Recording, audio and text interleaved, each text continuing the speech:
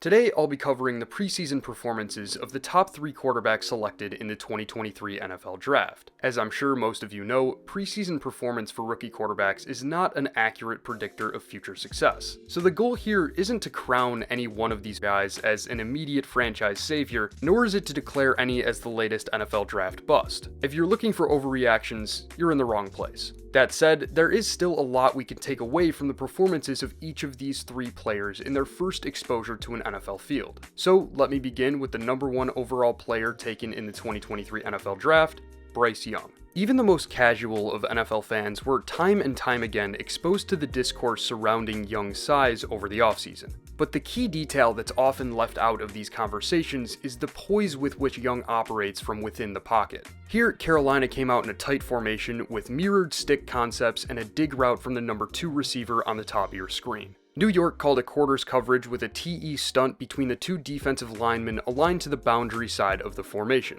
Post-snap, Carolina left tackle Ike Ekwonu failed to pass off the stunt, which allowed Jets defensive tackle Solomon Thomas to penetrate the pocket. Despite feeling the pressure coming from his left, Young sat in the pocket and delivered an accurate ball to Adam Thielen before taking an absolute lick from Thomas. Despite his stature, Young is far from afraid of defensive linemen. His accuracy doesn't drop off much when he's about to take a huge hit, and this willingness to sit in the pocket with 300-pound pass rushers hunting him down is an unteachable trait. Carolina faced a lot of man coverage from opposing defenses in the preseason, especially in Week 3 against Detroit, and Young's receivers weren't doing him any favors in terms of separating. But he still made plays despite the collective lack of separation from his targets downfield. On this 3rd and long from that Week 3 game against Detroit, Carolina came out in a trips formation to the bottom half of your screen, and the route concept calls for a go route from the trip side number 1, an out from the number 2, a dover or deep over from the number 3, and a shallow cross from the tight end on the opposite side.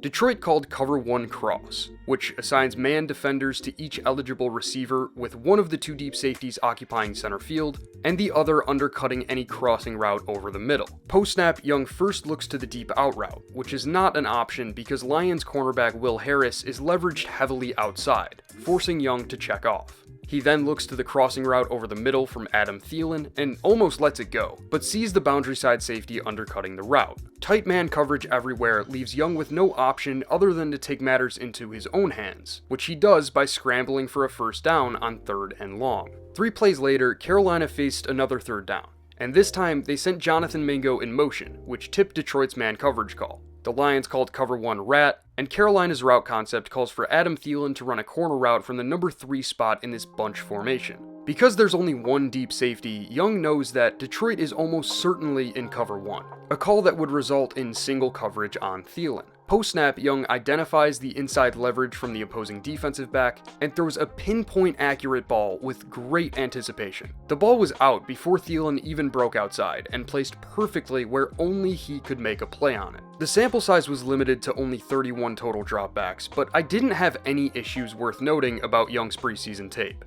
He was poised, accurate, and most importantly, he took care of the football. Unfortunately, the same cannot be said of Houston's CJ Stroud, who was not so warmly welcomed to the league by Bill Belichick's defense in Week 1. On their first offensive drive of the game, Houston faced a 3rd down and long from their own 25-yard line. New England called a 5-man blitz with quarters coverage behind it, and Houston went with mirrored swirl routes from the number 1 receivers and a dig from the number 2 with checkdowns underneath. Post-snap, Stroud telegraphed his intent to target Tank Dell running the swirl route to the bottom of your screen, which allowed Patriots safety Jalen Mills to occupy the window. Dell actually ran a great route and separated, but Stroud threw the ball late and Mills made him pay for it. It did, however, get better from there, as Stroud made some great plays from outside of the pocket, an area in which he didn't typically operate from at Ohio State.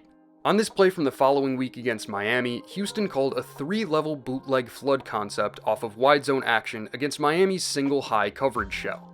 The concept tells the offensive line to sell a wide zone run fake to the offensive left, then for Stroud to roll out to the right and find one of his 3 downfield options. He'll have the tight end in the flat, the number 2 receiver on an intermediate cross, and the number 1 deep, clearing out the single high safety.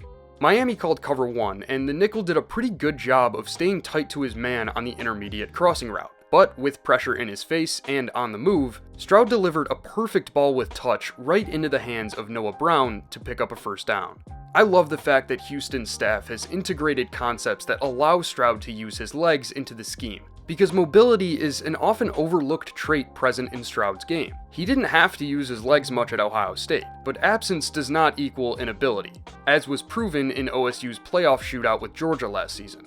In preseason, Stroud also used his mobility to rise above the scheme, and this play from later in that same game against Miami is a great example. Pre-snap, Houston sent the running back in motion to the outside on the bottom half of your screen, and he was followed by a linebacker, which tipped the Dolphins' man coverage call. Miami called man free, which tells the deep safety to cover center field and sends 5 pass rushers at the quarterback. Because Houston made a half-slide protection call to the offensive right, the opposite side edge rusher came in unblocked. Knowing the call and feeling the pressure coming from his blind side, Stroud made the unblocked rusher miss and rolled to his left before delivering a pretty good ball to Noah Brown on the move. The throw wasn't perfect, but from the tight angle you can see that it hit his receiver in the hands. Because it was third down, you might want Stroud to pull this down and make a run for the sticks, but I like his willingness to push the ball downfield while rolling to his left. Stroud also made some great plays within the structure of his offense, one of which came earlier in that Week 2 game against Miami. Houston is facing a 3rd down and 8 from the Miami 34-yard line, and they sent Dalton Schultz in pre-snap motion to once again tip Miami's man coverage call.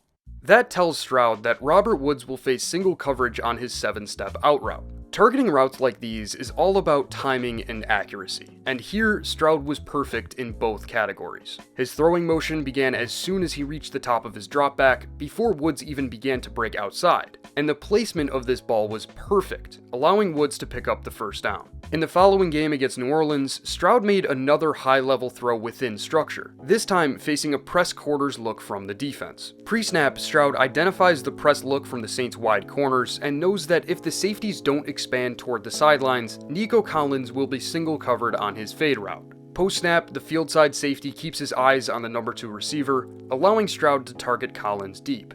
This was an all but perfect fade ball from the far hash, a nearly 50-yard throw that fell right into the hands of his receiver, who unfortunately couldn't make the play. So aside from the bad decision against New England in Week 1, CJ Stroud's preseason performance was overwhelmingly positive. He displayed all the traits that made Houston pick him 2nd overall, and like most inexperienced quarterbacks, came away from his first exposure to a Bill Belichick defense with a learning experience. Coming into preseason with about half of the college reps of Young and Stroud, Anthony Richardson's tape was predictably a little more chaotic, but still about what I expected.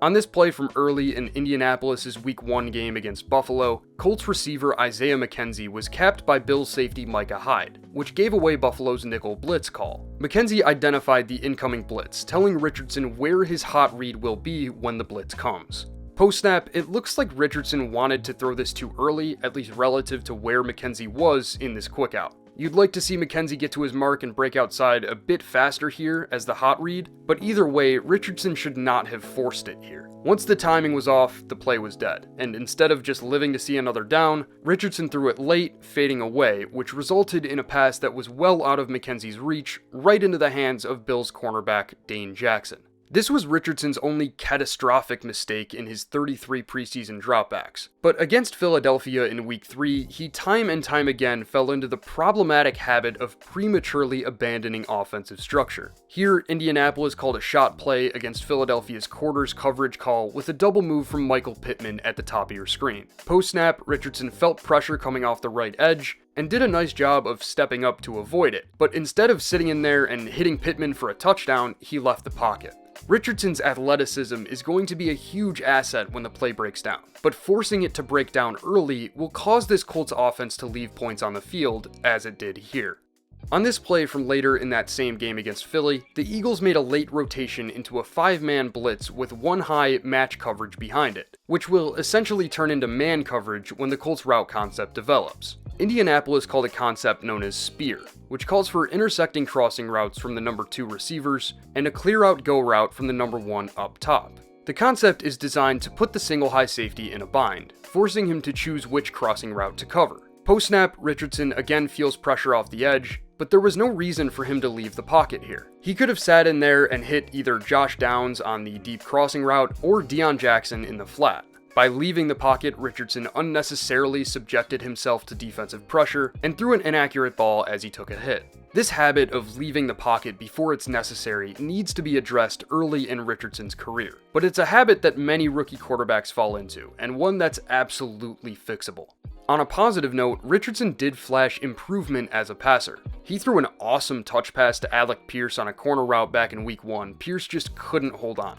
Richardson really struggled to throw with touch in college, so even though this ball fell incomplete, it was a super encouraging rep. There are going to be some growing pains for this Colts offense early on, as there are with any rookie quarterback as inexperienced as Richardson, but he will make an immediate impact on the ground. And this play from earlier in that week 1 game provides a great example of why. Here, the Colts called a zone read on Buffalo's right side edge defender Gregory Rousseau, which essentially tells the guys up front to leave Rousseau unblocked, and Richardson will either give the ball to the running back or keep it based on Rousseau's post-snap movement. Edge defenders are coached to employ a technique known as surfing the mesh on zone reads like this, and Rousseau did a pretty good job of it here. He had both the running back and Richardson within reach at the mesh point, but despite his freakishly long frame, Richardson was still able to shrug him off. He then lowered his shoulder into Bills cornerback Kaiir Elam and absolutely ran him over to create a positive play on first down. Defending this is going to give opposing coaches and players headaches from day one. Richardson is one of the most gifted athletes in this entire league, and defenses simply aren't used to seeing this level of athleticism from opposing quarterbacks. It's going to force the opposition out of their comfort zone, and that alone is worth getting excited about. But that's going to do it for today's video. If you'd like to support the channel, you can check out my Patreon and Twitter, both of which will be linked in the description. I'll be back after week 1, so until then, peace.